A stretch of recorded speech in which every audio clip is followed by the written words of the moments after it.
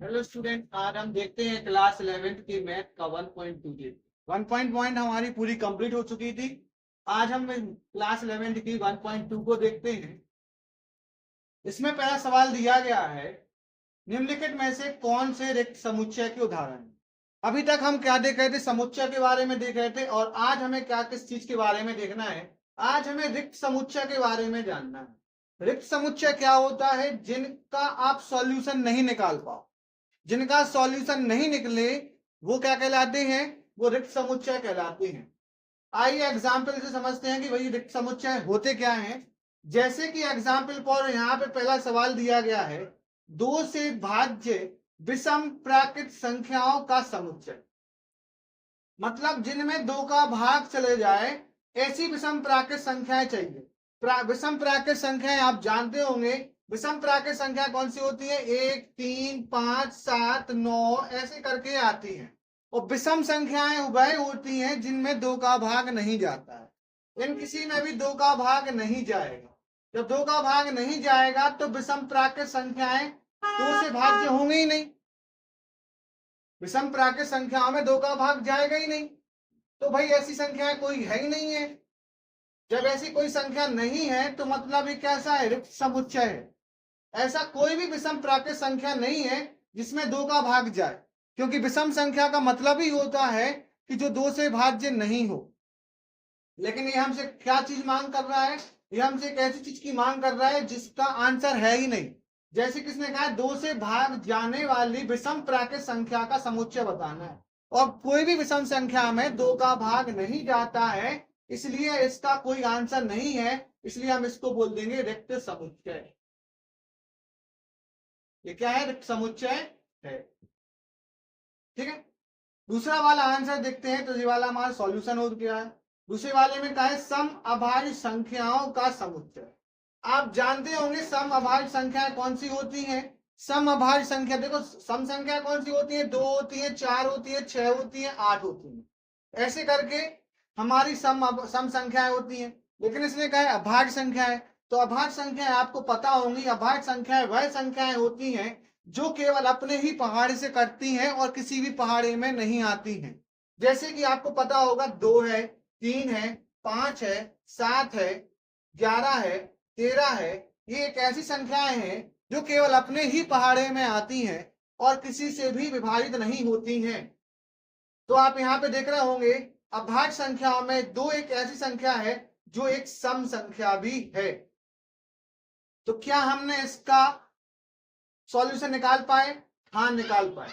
अगर सॉल्यूशन निकाल पाए तो ये रिक्त समुच्चय नहीं है, तो ये रिक्त समुच्चय नहीं है। जिनका आप सॉल्यूशन निकाल पाए वो समुच्चय रिक्त समुच्चय नहीं होता है, और जिनका आंसर नहीं निकलता है वो रिक्त समुच्चय होते हैं। बात समझ में आ रही होगी आपको?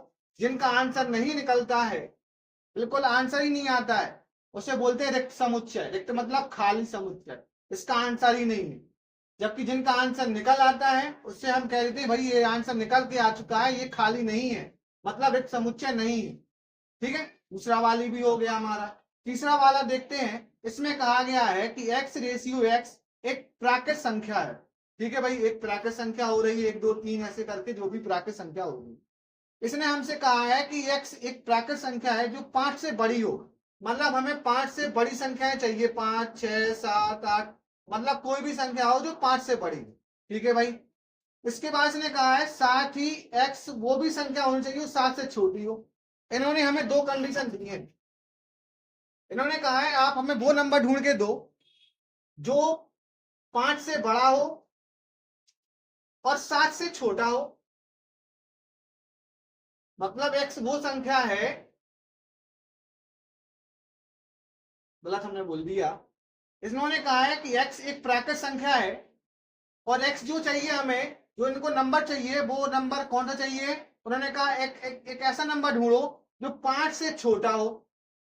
5 से छोटा होगा, और इन्होंने कहा दूसरी कंडीशन इन्होंने ये भी दे दी है, साथ ही साथ में वो संख्या 7 से बड़ी होनी चाहिए।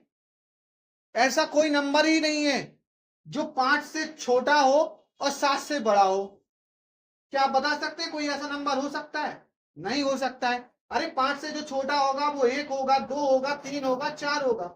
7 से जो बड़ा नंबर होगा वो 8 होगा, 9 होगा, 10 होगा। ऐसे चलते चले जाएंगे नंबर। तो क्या ऐसे कोई नंबर हो पा रहा है? नहीं हो पा रहा है। 5 से छोटा चाहिए, 7 से बड़ा चाहिए, कोई नंबर ही मैच नहीं कर रहा है इन दोनों में। तो हम कैसे कह सकते हैं कोई आंसर ही नहीं निकल रहा है? जब कोई आंसर नहीं निकलेगा तो हम कह देते हैं वो खाली आंसर है। खाली है मतलब रिक्त समुच्चय। ये क्या हो जाएगा? रिक्त समुच्चय हो जाएगा। तीसरा वाला हो गया। चौथा वाला देखते हैं। चौथे वाले ने कहा किन्हीं दो समांतर रेखाओं का उभयनिष्ठ बिंदु चाहिए। उभयनिष्ठ मतलब होता है जो एक दूसरे को क्रॉस कर रहा हो। क्रॉस कर रहा हो मतलब जहां पर एक दूसरे का एक मूल बिंदु मतलब एक बिंदु प्राप्त हो रहा हो, जहां पे एक दूसरे को प्रतिच्छेद किया जा रहा हो। और दूसरी चीज इन्होंने कहा है हमसे कि हमें एक ऐसी समांतर रेखाएं चाहिए दो, जो समांतर रेखाएं चाहिए। समांतर रेखाएं आप जानते हैं कि ऐसी रेखाएं जिनके बीच का अंतर समान चल रहा हो, बिल्कुल समान अंतर। अगर यहाँ पे 3 है तो यहाँ पे भी 3 है। और अगर इस दो लाइनों को हम आगे खींच कर भी ले जाएं, कितनी भी दूर लेके चले जाएं, ये दोनों लाइनें बिल्कुल बराबर ही जाएंगी। मतलब बराबर जाएंगी तो ये आपस में कहीं पर भी क्रॉस नहीं करेंगी। क्रॉस नहीं करेंगी तो हमें उभयनिष्ठ बिंदु प्राप्त ही नहीं होगा। उभयनिष्ठ बिंदु प्राप्त नहीं होगा तो मतलब ये क्या हो गया? रिक्त समुच्चय होगा। इसका आंसर ही नहीं है। आप समझ रहे होंगे कि कंडीशन क्या हो रही है और कंडीशन के हिसाब से हमें आंसर देना है। ये हमारा पहला वाला आंसर कंप्लीट हो चुका है। अब हम देखते हैं दूसरे वाले सवाल को।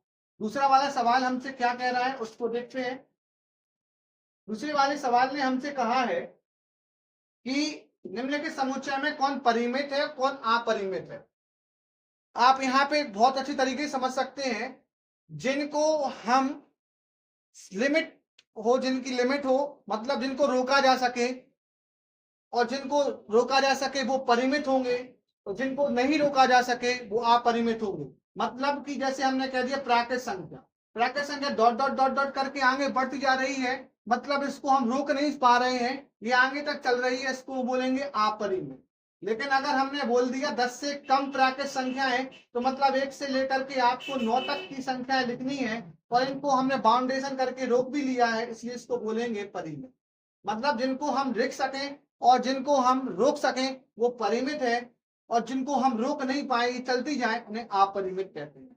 आइए एग्जाम्पल से समझते हैं। वर्ष के महीनों का समुच्चय। वर्ष के महीनों को अगर आप देखें तो पहला आ जाएगा जनवरी, दूसरा आ जाएगा फरवरी, तीसरा आ जाएगा मार्च, अप्रैल, ऐसे से करके दिसंबर आ जाएगा। दिसंबर तक ही तो महीने होंगे। इन पूरा एक लिमिट हो गई कि नहीं हो गई?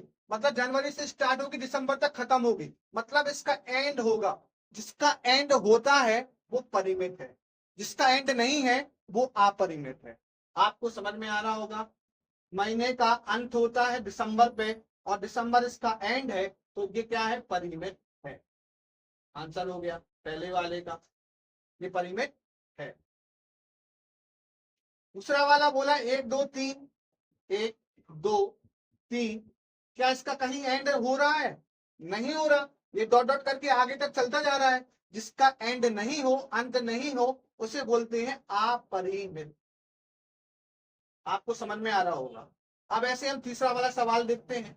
तीसरे वाले सवाल में बोला गया है 100 से बड़े धन पूर्णांक। मतलब 100 से बड़े धन पूर्णांक 101, 102, 103, ऐसे से करके आगे चले जाएंगे। मतलब इसका एंड हो ही नहीं रहा है, एंड नहीं हो रहा है, तो मतलब क्या हो रहा? अपरिमित। बात समझ में आ रही होगी। इसके बाद चलते हैं हम कौन से? चौथे वाले में, जो ये अपरिमित हो गया। इसके बाद यहाँ पे देखो आप, ये जो चौथा सवाल दिया गया 1 2 3 4, ऐसे 99 और यहाँ पे 100। मतलब आपको समझ में आ रहा होगा इसका जो सवाल का जो एंड है वो 100 तक है। 100 तक है मतलब इसका अंत हमें दर्शाया जा रहा है, अंत है, तो इसका मतलब हो गया ये परिमित है। क्लियर हुआ? अब चलते हैं हम नेक्स्ट वाले सवाल पे, चौथे वाले सवाल पे देखते हैं। और ये अभी एक और रह गया। 99 से छोटे अभाज्य पूर्णांकों का समुच्चय। अभाज्य पूर्णांकों का समुच्चय मतलब 1 3। अभाज्य कहाँ है? तो अभाज्य 2 से स्टार्ट होता है। 2 3 5 7 11, ऐसे से करके कल लगभग लास्ट में आ जाएगा आपका 93। और 93 जो है वो अब 99 से छोटे बोला ना अभाज्य पूर्णांकों समुच्चय, तो मतलब एक इसका अंत भी तो निकल के आया। जो अंत निकल के आया वो 93 है। 93 नहीं आएगा। 91, 92, 93, 94, 95, 96, 97, 98, 99 और इसके बाद आ जाएगा 89। अंत वाला जो आएगा, अभाज्य संख्याओं की बात की जाएगी, अभाज्य संख्या आएगी वो 89 आएगी और अंत तक होगी, क्योंकि इसके बाद जो 91 है वो आपके 7 के पारे से कट जाता है, 91 कट जाता है, 92, 93, 94, 95, 96, 97, 98, 99, 100। तो इसमें जो 97 है वो भी एक अभाज्य संख्या में आ रहा है, क्योंकि 97 किसी के पहाड़े में नहीं आता है। तो मतलब कहीं ना कहीं इसका भी अंत हो रहा है, कहीं ना कहीं इसका अंत हो रहा है। तो मतलब ये क्या हो रहा है, ये हमारी कौन सा समुच्चय हो जाएगा, ये हो जाएगा हमारा परिमित। ठीक है, ये हमारे इसके आंसर्स हो गए। इसके बाद आते हैं हम नेक्स्ट वाले में। नेक्स्ट वाले में लिखा हुआ है निम्नलिखित समुच्चय में कौन परिमित है कौन अपरिमित है। ये भी बिल्कुल सेम टू सेम सवाल है, इसको में भी हमें वही देखना है किसका अंत हो रहा है किसका अंत नहीं हो रहा है। जैसे यहाँ पे लिखा है एक्स अक्ष के समांतर, आपने देखा होगा निर्देशांक में एक होता है एक्स अक्ष एक होता है वाई अक्ष। इसमें कहा है इसने एक्स अक्ष के समांतर कितने समुच्चय होंगे, मतलब एक्स अक्ष की लाइन की जैसी आपको समांतर कई लाइनें खींचनी है, आप कई सारी लाइनें खींच सकते हैं जितनी आपकी मन में हो, इसका कोई अंत नहीं हो सकता, इसका कोई अंत नहीं होगा। तो मतलब क्या हो गया, ये अपरिमित हो गया। दूसरा कहा है इसने सवाल हमसे, वो हमसे दूसरा सवाल का है अंग्रेजी वर्णमाला के अक्षरों का समुच्चय। अंग्रेजी वर्णमाला आप जानते हैं ए से स्टार्ट होती है, ए बी सी डी और चलते चलते लास्ट एंड जेड तक हो जाता है।